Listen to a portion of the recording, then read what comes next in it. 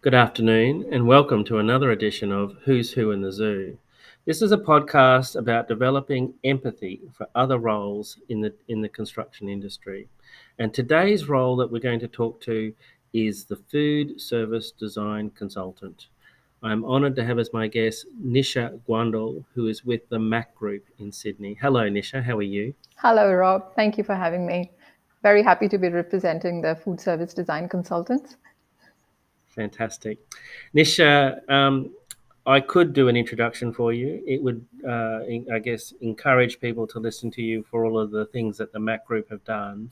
But instead, I want to ask you to give your own introduction. And specifically, I'm interested in what interested you in this role. Okay. So, my name is Nisha Ghantwal, and I'm the director of the Mack Group. We at the Mack Group are commercial food service consultants, and we specialize in the field of commercial kitchen designing. So I started with the Mack Group about 15 years ago as a junior documenter. So my role was kind of taking the sketches, developing them into design, like fully documented designs for tender. 10 years later, I was the one designing the kitchens. I became the associate, and it was a journey which was very exciting. And 2016, when the founder, Teresa Mack, wanted to retire, she passed on the baton to me. And it's been 5 years since I've been the director of the Mack Group. It has been exciting as well as interesting because of COVID. Last 5 years has been challenging. But yeah, and what really excited me, working in this field was commercial kitchen designing is creative as well as it's very technical at the same time. So kitchens have to be, in Australia, they have to also adhere to a specific regulation. So there are food codes, Australian standards that the kitchens have to comply with. So it's like the multi-level of challenge that really excited me. So we're not just designing, we have to make sure it meets the codes as well. It needs to be very technical.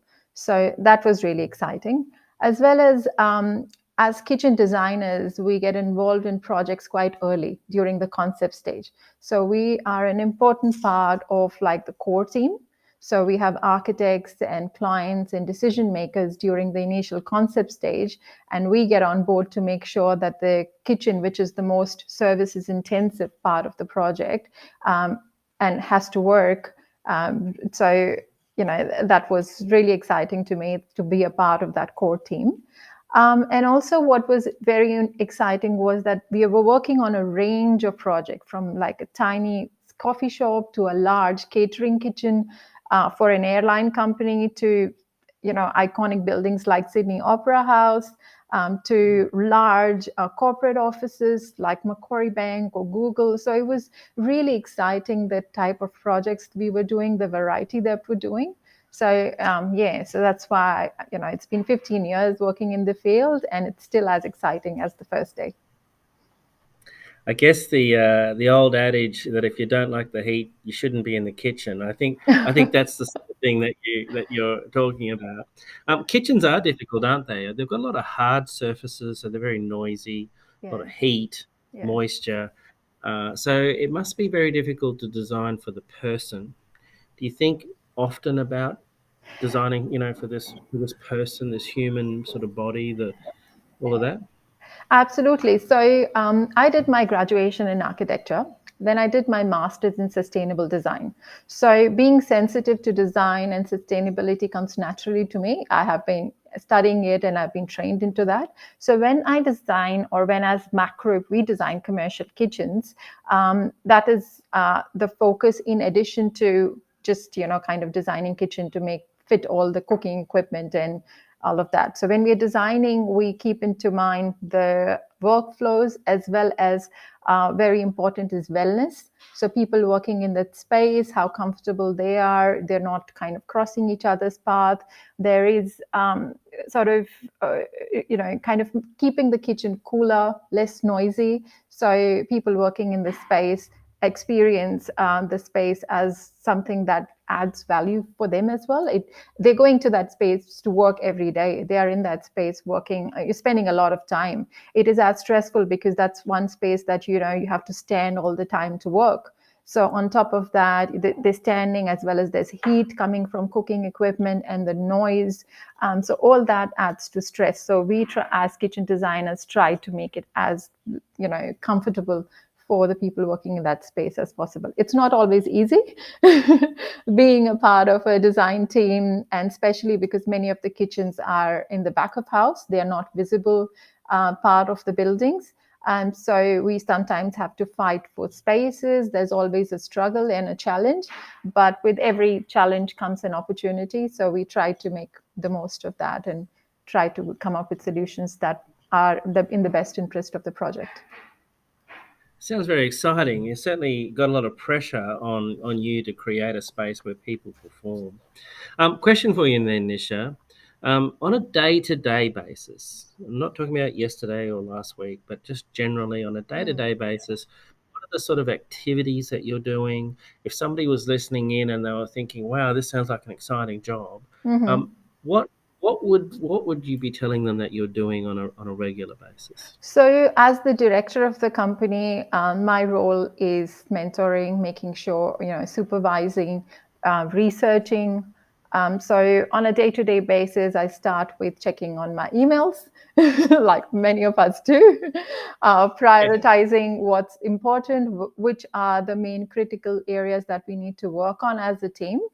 What is priority, and then guiding the team to work on that. It could be a tender submission that is coming through, or there is an issue on site and some of us have to be on site. So it's kind of working with the team to make sure that we are attending to the items as per priority. And then we also, in a day, I would be meeting suppliers to understand what's new technology available. I would be kind of going through, changes to the regulations, new updates. For example, the Green Building Council has 4 6-star buildings made sure that there's no fossil fuel. We, as commercial kitchen designers, for us, it means that there's no gas in the building. And that's a very, kind of very serious impact when it comes to operating a kitchen without a gas. So we have to look for technology, which is induction, find information on how do we approach it, how do we talk to chefs about it, understanding what other people in the industry like our peers are doing, um, finding examples of kitchen which are already operating in those lines. So that's kind of the work that I do on a day-to-day basis as a director. But as a commercial kitchen designer, you would be kind of working with the design team to understand the requirement of the project, finding the right equipment, finding the right workflow on that space for the kitchen, and responding to the brief, providing drawings, providing equipment selection, and then kind of providing all that information that we've collected, passing it on to project teams so they can do their work in terms of services documentation, finishes documentation, and then kind of producing tender drawings, with doing site visits. So it's all exciting. Every day is Yeah, exciting. yeah. So I'm expecting then that you're exposed to a lot of new technology, a lot of new ways to cook, possibly to a lot of different chefs, and also maybe different ways of producing food and storing food. Yeah. How much of that do you take home? I mean, do your kids and your husband? I mean, are they sort of getting the benefit of all this extra learning that you've got, or is there nothing? You just leave it behind and you just go home and just leave it there. Tell Um, me, tell me about what sort of lessons that you've seen from chefs that you might have taken home to practice at home or something like that. I've tried to do sous vide at home, Okay, which is that okay, slow cooking. Yeah, I've tried to. I saw a chef doing it, and I was like, "Oh my god, that's a really tender." The final product that came on the plate was, just melted in your mouth. So I tried doing that at home. wow, We currently have a gas cooktop at home, which came with the house that we are living in. Um, and as soon as this one is kind of at the end of its life, we are looking at changing it into an induction. I know exactly which one I want. So it is exciting. Also, with food safety, as commercial kitchen consultants, we also focus a lot on food safety. So how long does a food, as soon as you keep the food out of safe temperature, that is, if it is between 4 and 60 degrees, which is an unsafe food temperature, you can keep it for 4 hours or longer. It will not be fit for eating. So all that information kind of affects us when we are at home and we see something lying out of the fridge. It comes instinctively that you put it in the fridge into a safe temperature. I think that is what the main thing that has changed me, is looking at things from the food safety point of view. But in terms of equipment and technology, because we work in a lot of commercial scenario, yes, we would like a combi oven at home, but a $30,000 combi oven at home will be a lot more than what I would, I won't be cooking that much. So might just leave it for the Yeah. restaurants. Yes. Nisha, tell me, what is a good day at the office look like Um, for a food design consultant? Not from the Mack Group, but for a food design consultant, what does a good day look like? yeah, in terms of a good day, what would be exciting is to get an exciting project. Like if we win a good project that we were really wanting to work on. That happened to me when I was, early days with the Mack Group, and Sydney Opera House refurbishment came along, and that was one exciting building that I really wanted to work on. And when the office won the project, it was extremely exciting. The other way would be when you walk into a finished project and the chef comes and say, "Oh, this is amazing." So when we did the Scalabrini Drummoyne, it's an aged care facility, and we did a kitchen for them. And I went to do the defects inspection at the end of the project, and the chefs had already moved in, and he couldn't believe how amazing the kitchen was. He's like, "Oh my god, the cool room spaces, the connection between the spaces, it is just incredible." So yeah, that was just amazing. Yeah, that was one of the really good days. Otherwise, many of our projects do win awards. So as soon as whenever you hear about a project winning appreciation, that is fantastic. Yeah. Something, Nisha, that you've said has really piqued my curiosity. You've said a few times about the workflow and the food flow. Can you tell us a little bit more about how you come up with these ideas? What are the So things that run through your mind? yeah. In terms of designing the kitchen, we follow the flow that a food follows. So you get the delivery of the food, it goes into the storage areas, it goes into preparation, cooking, then it is served. You get dirty dishes back, and then they get washed and they get held. So this is a logical flow in a commercial kitchen.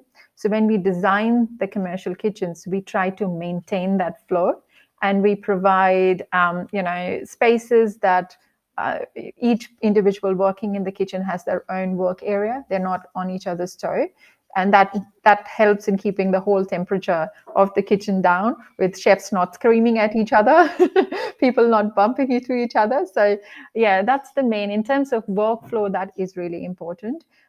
Also, with open kitchens these days, when you go to a restaurant and you can actually see the kitchen staff working, that time you don't want to see a chef screaming at each other. So then as well, it becomes a lot more important to design a kitchen so the staff actually are enjoying working there. And because it's a presentation kitchen, they are open and everybody can see them. So in that case, the workflow needs to work well. And if the workflow is neat, the kitchen's tidy, everything in it is in its place, nobody is crossing paths, and it's a nice working environment for everybody. Wow. Nisha, we've had a few conversations, and your passion for sustainability is clearly evident in those conversations. We're in a world that is changing on this path to carbon neutrality. Tell me, what other challenges are out there for your role, or is sustainability the dominant driver of change at the moment in your industry? Sustainability is a very important, kind of uh, principle, or kind of uh, the thing that we kind of focus on a lot, because Kitchens are very service intensive, and they are consuming a lot of energy. They have power, they have gas, they require water, they require high quantities of water for washing, they need high temperature water to achieve that sanitizing temperature. So sustainable, wherever you're consuming lot, that's where you want to apply sustainability principle to reduce the consumption first, and then to make things as efficient as possible. So that's one of the main focus that we have. In addition to that, with COVID, one of the challenges has been in the last 2 years to design a kitchen, mainly for during COVID and post COVID, so it can adapt. So, Right. places like serveries and buffets, during COVID, it is staff served, so people don't serve themselves, but eventually the buffets need to be self served. So the design to need to be a little more adaptable. The other challenge is in many of the kitchens that we work, it requires the DDA compliance or requirement for people on a wheelchair to use it. So we work on school kitchens, we worked on community kitchens. So in those areas, the kitchens are not only used by trained staff, it needs to be used by somebody who is on a wheelchair, or so we work with suppliers who can provide us information on how to achieve what we have set out to achieve, with adjustable bench heights, side opening ovens, and we need to keep ourselves up to date with all the requirements, not only just for a standard commercial kitchen, but also in terms of a DDA compliant kitchen. Wow, that's amazing. It's hard to imagine in those noisy, tight, humid, loud spaces that there would be a lot of people in wheelchairs in kitchens. But it makes sense that we can't have a space that they couldn't gain employment in. Yeah. So So in commercial kitchens that's a are, pretty sorry, yeah, commercial kitchens are usually exempted unless you know that there is going to be people there, like community kitchens. So those kitchens can be used by anybody. Also, we do oh yeah. student accommodations. So, for example, we did the Sydney University student accommodation, and they had a large communal kitchen where students had their own fridge lockers, they had dry storage lockers, and they had cooking islands. And all those islands had to be, DDA compliant. The fridge access had to be DDA compliant. So it is not all the kitchens that we need to make it, DDA compliant, but many of them, they do have that requirement. So that is a bit of a challenge, but it's exciting, and it's always nice to be doing something other than just normal design. It's always a story when it is told, in addition to just the project brief, that always excites us. Yeah. So the role of the food service design consultant, I'm sure you have a lot of interaction with the architect and the Hmm. builder, and sometimes I'm sure that interaction has some conflict in it. How often is there conflict? I mean, is it a regular thing? Everybody wants a bit of the kitchen space, or maybe I'm just misapplying my sense of it all. How much of this interaction do you have with the other stakeholders? We do have a lot of interaction. So, as commercial kitchen designers, we are part of a big team. So, the team is project managers, architects, services engineers. For project manager, it means that we provide all the documentations for approvals to them, and they don't have to worry about certification because we certify the design saying it's compliant with the codes, and that's the certificates that the councils will require. For architects, what it means is that we design the kitchen so they don't have to worry about one part of the building to design in detail. We specify all the equipment as well, and we provide them information on what type of services are required in that space or finishes are required. So everything complies with the food code in addition to Australian standards. For services engineers, we provide information on all the services required by equipment. So all they have to do is take our information and plug in into their drawings. So yeah.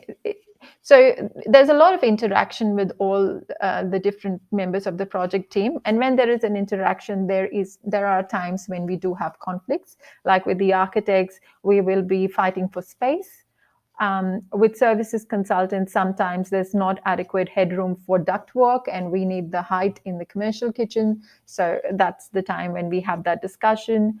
We will be working with interior designers who do not want to provide sneeze guard because they look ugly, and we agree it looks ugly, but it requires as per codes. So we work with the client and on how do we reach a middle ground? How do we ensure it is compliant and food safe as well as meet the aesthetics? That's the main challenge that we have. But yeah, like we as specialist consultant, working on the project, work part of the project team, there are conflicts, but like I said, there's always an opportunity when there is a challenge. So that's what we work towards. Okay. Nisha, one of the final questions I've got for you is what request for help, what advice would you seek from people who are working beside you, as in other stakeholders that are working towards, developing the dream? What ways can they help you with this project? With we like to be involved from the beginning of the project. So what it makes easier for us is if we go and say it's 100 seat restaurant, we need a kitchen that big to cater to that menu. So if we are involved from the beginning, so to the project manager and architects, I would like to say involve us from the start. So Yeah. there is no surprises later on that the kitchen has to grow and encroach on the number of seats, etc. Also, it also helps if we can work with the services consultant and they can tell us you can't have penetrations here, there is a beam here, you can't, the headroom is going to be just 2 meters because of so and so reason. So we know what are the parameters that we are working with. So when we are designing the kitchen, we know exactly where not to put the dishwashing, where not to put the exhaust, and we can provide the comments saying that will the kitchen work in that space or not. For example, when we were doing the Hyatt Regency Hotel in Sussex Street, the kitchen was to go on the mezzanine floor, cantilevered Right. on top of the freeway. So Whoa. because it's on Okay. the highway, you can't have drainage. And there was a lot of complexity around it. So when we were involved during the initial stage, and we recommended that this is not a space, we can't have a working kitchen here. It is going to be a nightmare for services to work. So Mm. the kitchen was then moved to the basement, and we had a small show kitchen on that floor, on the part where it was not above the freeway. So being involved from the beginning of the project, it was in the interest of the project that nobody's wasting time designing the other areas and then we come and say it doesn't work.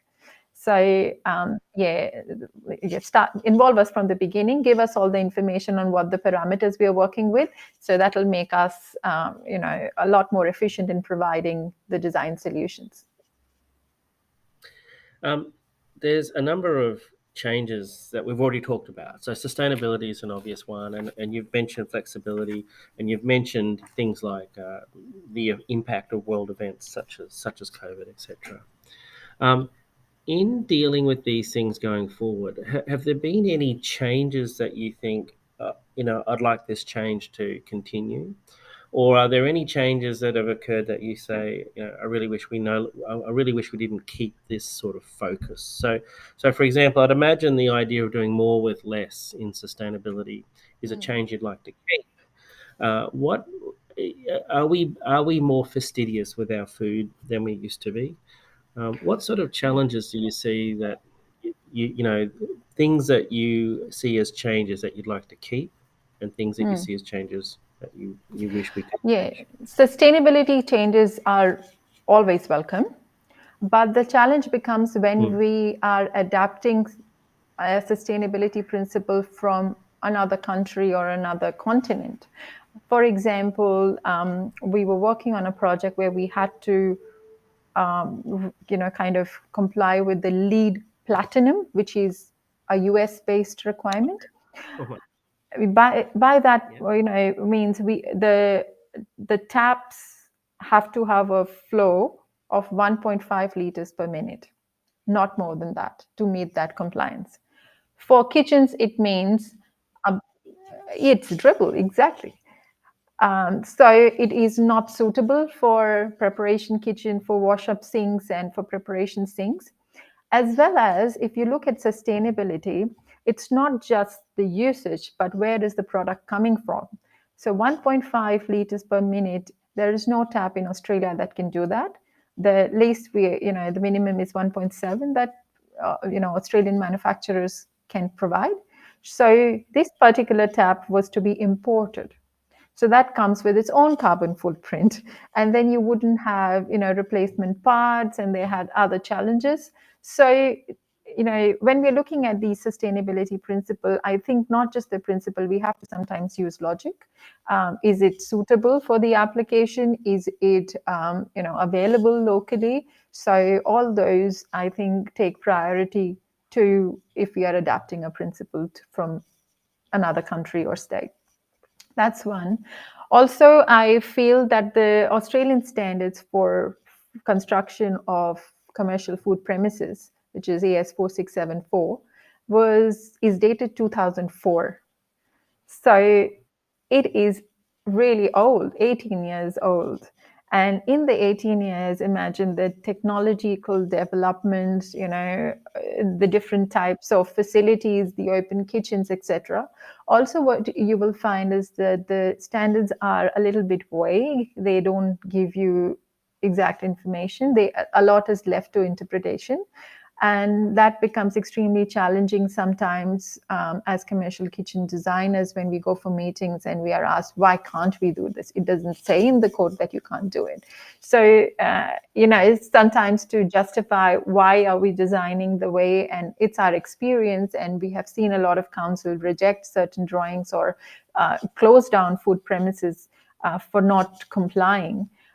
So I think maybe it's time to update the standards or at least to kind of revise certain things. So that would be good to make it a little bit more clear. These are the two things which I feel, one that, when we are changing, we need to keep in mind, and the other one that we should think about changing a little bit. Nisha, do you have any words of encouragement or discouragement? I think we're fairly easygoing on the show. Do you have any words of either encouragement or discouragement for somebody who would be considering this role? Definitely all encouragement. I've been doing it for 15 years, like I said, and it's been really, really exciting to see. The best part about our role is people don't stop eating. If you know, during COVID, everybody was home and everybody was wanting to go out and, go out to the restaurant, go out clubbing, go out partying. People are very adventurous with different type of cuisines they want to try. Um, Master Chef and all these different TV shows as well kind of bring out that chefs who are behind the kitchen, make them a showcase. There's show kitchens are a big thing now. The bars are really exciting. There's all different themes around. So I feel it's a very exciting industry. It keeps changing. It keeps evolving. There's different trends that keep coming.